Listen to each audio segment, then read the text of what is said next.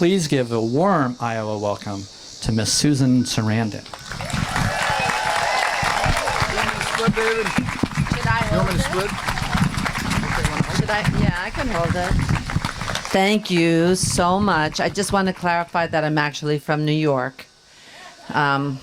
This is Penny, and we came from New York. I have to say that the first time I came here, I was working here, and I brought Penny because when I was working here, we ran into Obama right before you guys unexpectedly and very bravely endorsed him. And so we're hoping that the same thing is going to happen now with Penny and Senator Sanders. So I brought her as a good luck piece. The second time I was here was the last time during the primary.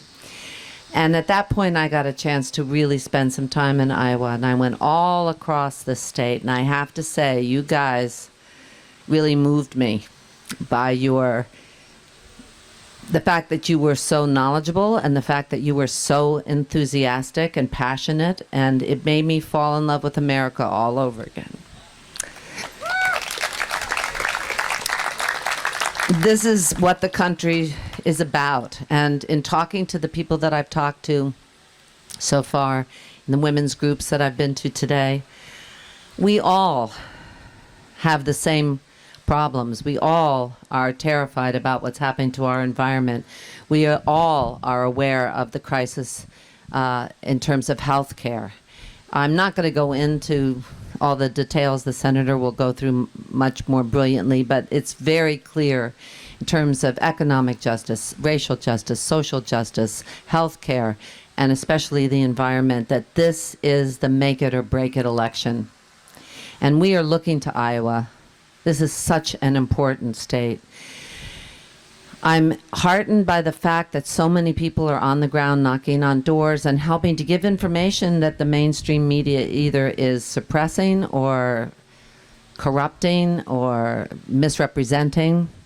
It's so, so important, because when people know and when they hear the senator's policies, when they see his track record, when they know how authentic he is and how he has been fighting for these issues for so long, he is the only one that has that reputation. He is not someone who used to be a Republican. He is not someone who used to take money or still takes money from Wall Street. He is the real deal. And that's why this is it. We don't have time for incremental change. We don't have time for middle ground. And I'm sure that as people who live off the land, as people who see the crises in various communities, and people who are thinking for themselves, you understand that this is the moment we have to stand up and be counted and bring people in. And I want to thank you as a New Yorker for leading the way. I want to thank you for my grandchildren. Thank you. Oh, now I'm supposed to say, is he ready? Is the senator ready? Here he comes, the man of the hour, the man that we want to hear, that we're really here to hear from, Senator Bernie Sanders, the real deal. He's going to sing a Bernie song. Okay. That's what they want me to do, so that's what I'll do. Make a short version of it, right, David? All right, turn it up a little bit. And I was feeling the burn. I was feeling the burn. Maybe, just maybe, enough already. Baby, I'm feeling the burn. They call it class warfare. Baby, that sounds good to me.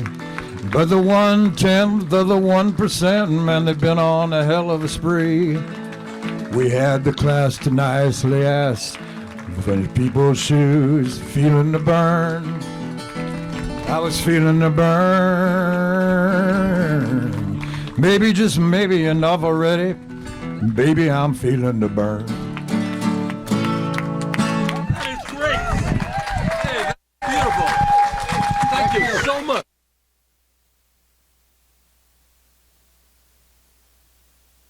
Uh, 2016.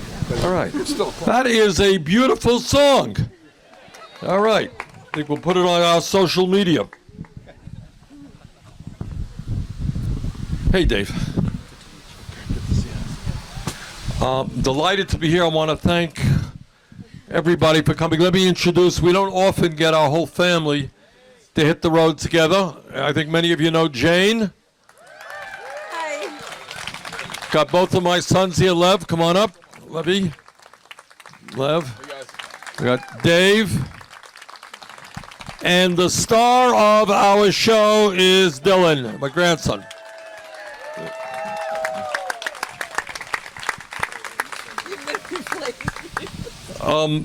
Let me begin. Jane, you want to hold this up? Oh. Earlier, we did a meeting in Davenport, and there was a little poster up there, and I'm sorry I didn't bring it, which said it all, I thought. It was a quote from Nelson Mandela. And what it said is, "It always seems impossible until it is done." Always seems impossible until it is done. And that speaks to the fact that what today seems so extreme, so unachievable, when people stand together and make it happen, people look back and they say, well, of course, what's the big deal? And that is the story of history in America. It was impossible to form labor unions until working people stood together and said, we are not animals, we're human beings, and we're going to engage in collective bargaining. Impossible until it happened. It was impossible for women to get the votes, to be able to go to college, to be able to do the work that they wanted to do, not to be relegated to housework and having babies. All of that change was impossible until it happened, because millions of women stood up and said, we will not become second-class citizens. We will not stay second-class citizens. We want all of the rights we are entitled to. It was impossible. It was impossible to end segregation in America. It was impossible to end lynching in America. It was impossible for all people, regardless of the color of their skin, to vote until it happened, because millions of people, black and white, stood up and demanded that it happen. It was not only impossible, because this is more contemporary, but unthinkable that 20, 30 years ago, when anyone would say if you are gay in America, you would have the legal right to get married. It was impossible, unthinkable, beyond belief, until it happened, because the gay community and their straight allies demanded that people have the right to get married regardless of their gender. It is always impossible until millions of people stand together, until we change consciousness, until we demand fundamental changes in our society. Now, I was here, and I want to thank Dave. Where's Dave? Hey, Dave, come here. I want to thank Dave Johnson, because, and his wife, I don't know where. She's over there. There she is, waving in the back. When we first were thinking way back when, in 2015, right? Right. Whether we should run or not, and nobody in Iowa knew who I was and so forth, Dave was one of the very first to come forward. And we had a small meeting, I think, that you put together, 15, 20 people.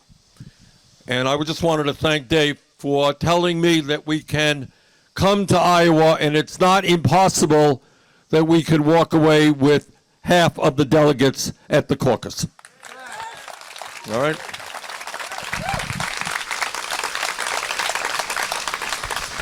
So where we are now is to defy those people who tell us that our vision for America is too wild and it's too extreme and it's not achievable. And our job is to understand that everything we stand for is achievable and it is possible. And I'll give you just a few examples of the progress that we have made over the last few years in moving in that direction. 4 years ago, and I was right here in this beautiful garden 4 years ago, and I said, you know what, in America, if you work 40 hours a week, you should not be living in poverty. Because we should raise the minimum wage to at least $15 an hour.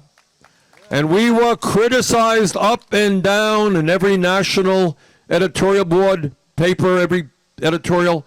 It is too extreme. The minimum wage is $7.25 an hour nationally. You can't raise it to 15. Do you know what's happened over the last 4 years? Because the American people and workers all over this country have stood up.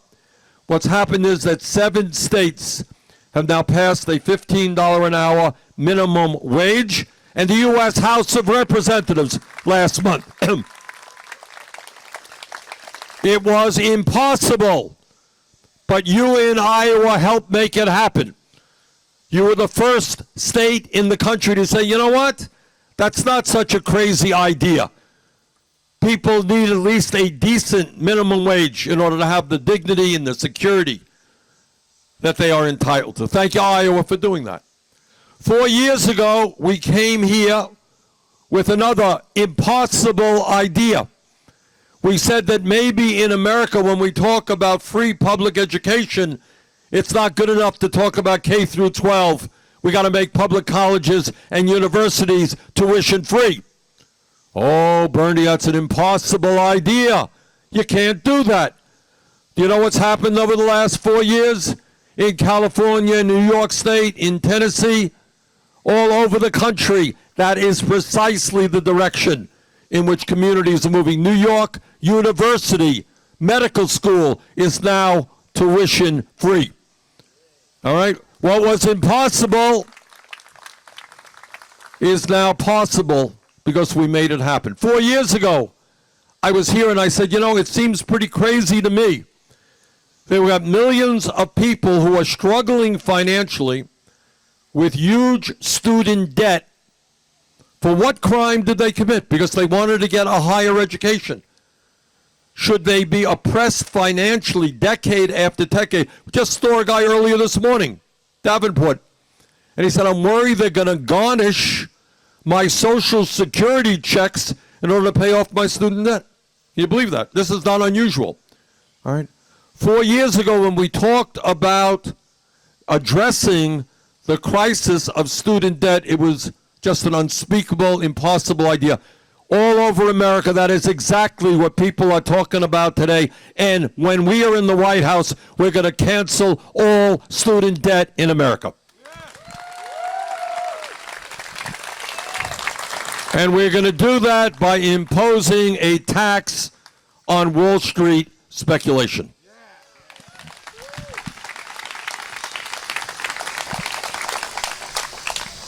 4 years ago, I brought an issue here to Iowa. It was the first time it had been discussed in a very, very long time in America.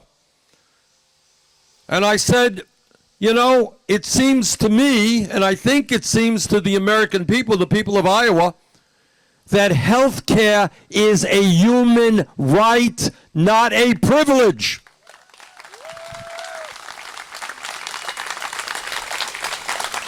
Well, once again, we were told that this was an extreme idea. It was a wild idea. It's an impossible idea. And once again, this is my promise to you, that together we will make health care for all through a Medicare single-payer system, not an impossible dream, but the reality of the health care system in America.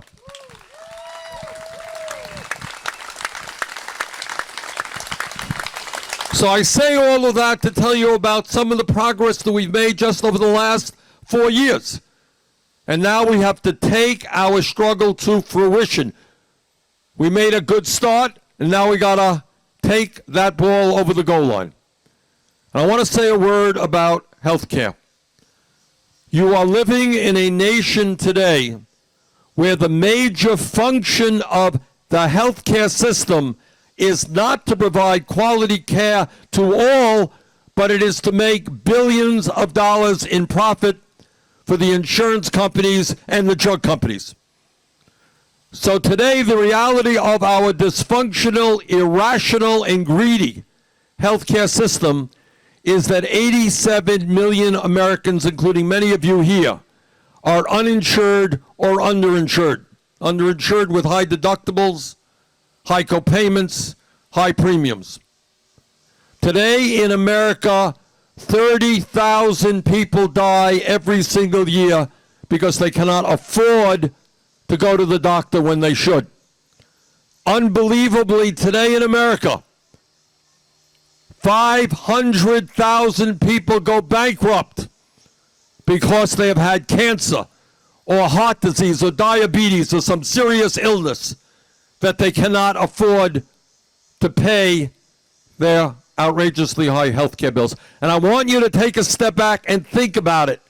500,000 people become financially ruined every single year. For what? Because they suffered with cancer or heart disease or a serious illness. That is not what a civilized democratic society is about, and together we are going to change that.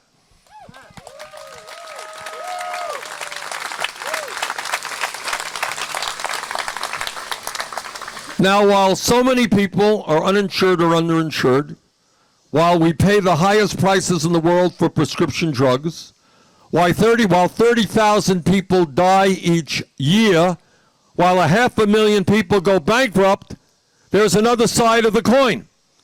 And that is, last year, the healthcare industry made $100 billion in profits. It is blood money. Woman just yelled out blood money. That's exactly what it is. 30,000 people die because they can't go to a doctor. 1 out of 5 Americans cannot afford the prescription drugs their doctors prescribe. Some of them will die. And the drug companies made $69 billion, and the insurance companies made $23 billion last year. What we believe and what will become reality is that health care is a human right, that the function of a sane, rational health care system is to provide health care to every man, woman, and child in a cost-effective way, which is what Medicare for All does. People are sick and tired. People are sick and tired of a health care system designed to make huge profits for the industry when they're spending 15 or 20% of their limited incomes on health care. So today, let me just say this. Last year, the industry made $100 billion in profits. 1% of that is $1 billion. You will see, and you are already seeing on television, all these ads about how terrible Medicare for All is. And they'll be attacking me personally, no doubt about it. But I believe that in Iowa, I believe that in New Hampshire, and I believe that all over this country, the American people are prepared to stand up to the greed of the drug companies, the greed of the insurance companies, and tell them that the function of healthcare is not to make billions for the healthcare industry. The function of healthcare is to provide quality care to all of our people. That is our struggle, and we will succeed.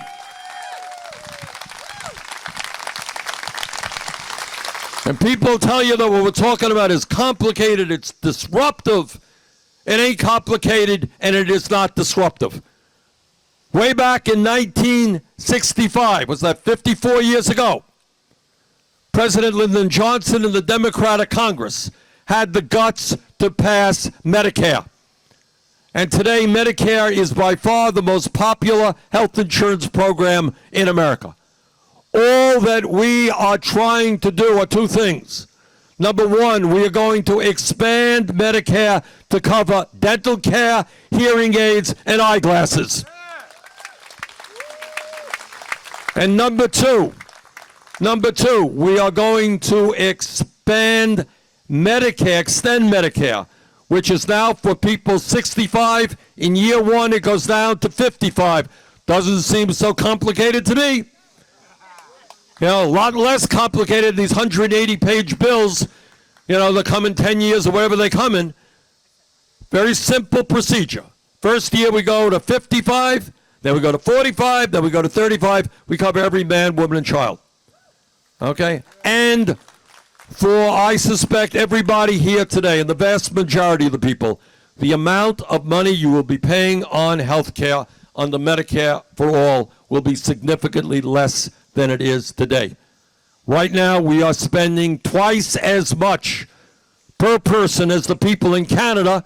And in Canada, when you got a heart transplant, you got out of the hospital, you know what the bill is? Nothing. You go to any doctor you want. You go to any hospital you want. No out-of-pocket expense, no premiums, no deductibles. It's a simple system.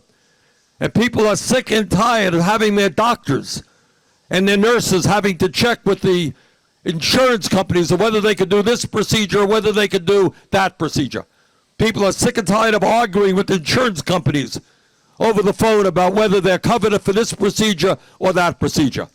We want a simple system, a cost-effective system, a comprehensive system that provides quality care for all, and that is what Medicare for all will do.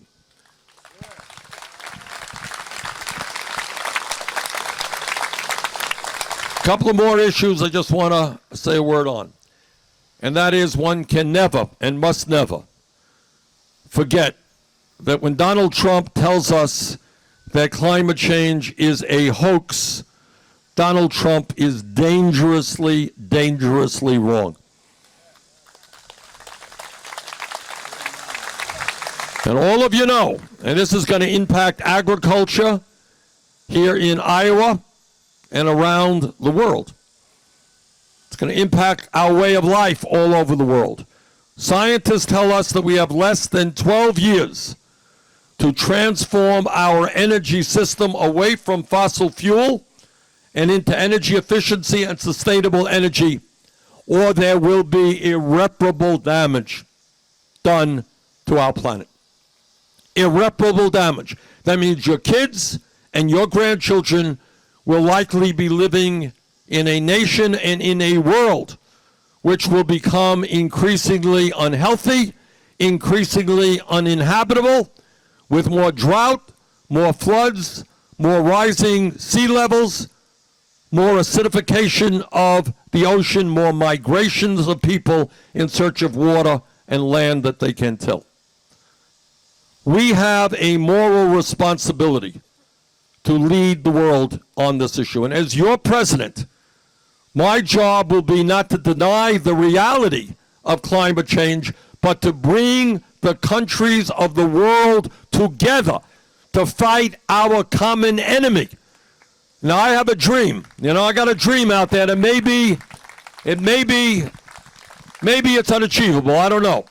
But right now, we are spending as a world about $1.5 trillion on weapons of destruction designed to kill each other. $1.5 trillion. As President of the United States, my job will to bring the countries of the world together, Russia, China, India, Latin America, Africa, all over the world, to say that maybe, just maybe, instead of spending $1.5 trillion to kill each other, why don't we pool our resources and use that money to fight our common enemy, which is climate change.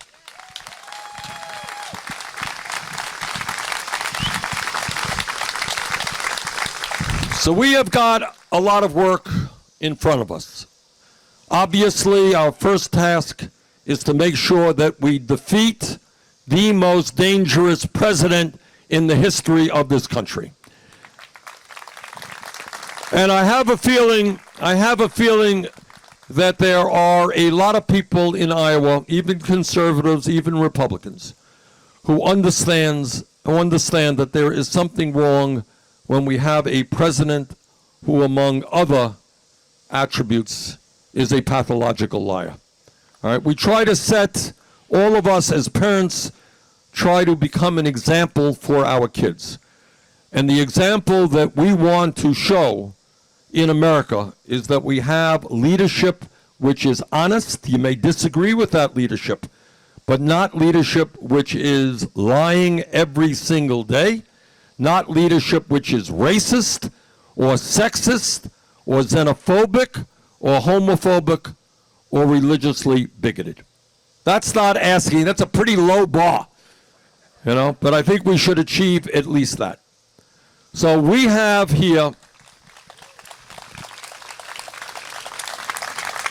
so our job is twofold. Number one, we have got to beat Trump. And number two, and by the way, I'm really happy to tell you that in the last year, I believe every credible national poll has me far ahead of Donald Trump. All right? Polls go up and down and take them with a grain of salt, but last two polls nationally had us 7 and 9 points ahead of Trump. All right? So that's our job number one. But our job number two is not just to beat Trump, but is to transform this country. And you are looking at an unprecedented campaign in modern American history which says that we are prepared to take on Wall Street because we're going to break up these huge financial institutions that have had such a negative impact on the United States.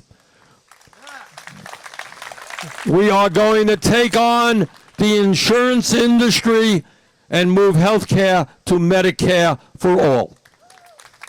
We're going to take on the pharmaceutical industry.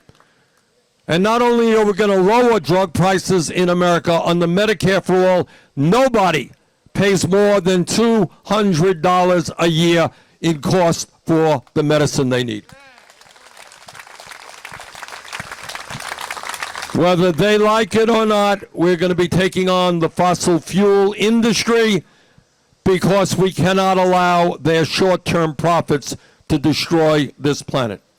We are going to lead the fight for criminal justice reform. We're not going to continue to have more people in jail than any other country. We are going to end the demonization of undocumented people in this country and move to comprehensive immigration reform and a path toward citizenship. And I know this is a sensitive issue here in Iowa, but I happen to believe that it is the women of this country who should control their bodies, not politicians at a state house or in Washington. So let me just conclude by saying, going back to what Mandela said, everything is impossible. Let me get the right quote here. It's always seems impossible until it is done. And the day is going to come when you're going to sit down with your kids or your grandchildren, and that little one is going to say to you, Grandma, don't really tell me there was once a time in America where people couldn't go to the doctor because they couldn't afford it. Don't really tell me, Grandma, don't tell me a whopper here that people actually went bankrupt in America because they got very sick. That can't be. Grandma, that can't be. I can't imagine that there would be a time in America where that could happen. Don't tell me, Grandma, that we once had a president who denied the reality of climate change and allowed terrible things to happen all over this planet. Don't tell me, Grandma, that we had a time where we had a president who demonized folks, poor people who were immigrants in this country. Don't tell me, Grandma or Grandpa, that there was once a time in America where 3 people owned more wealth than the bottom half of America. Don't tell me that, Grandpa. And our job is to make sure that our grandkids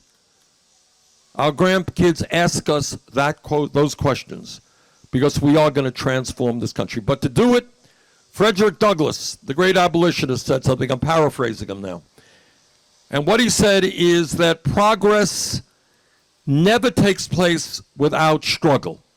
You're not going to grow a crop unless you plant the seeds.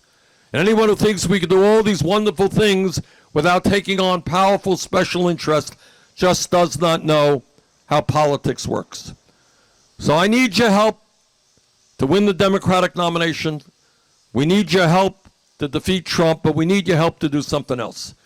And that is to take on Wall Street, the insurance companies, the drug companies, the fossil fuel industry, the prison industrial complex, the military industrial complex, and that is quite a crew of characters.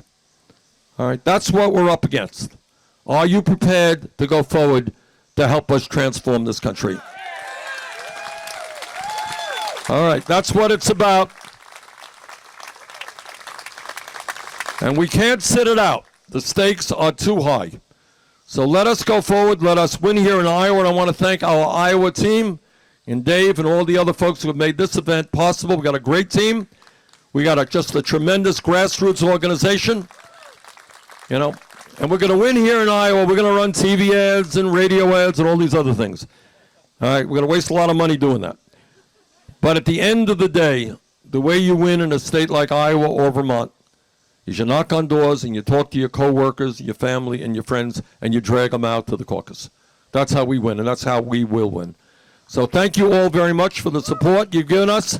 Let's go forward together. Let's beat Trump. Let's transform America. Thank you. I got some book for you. Let's go out and shake some hands here. Sure. How are we going to do this? Yeah, absolutely. Let's do something.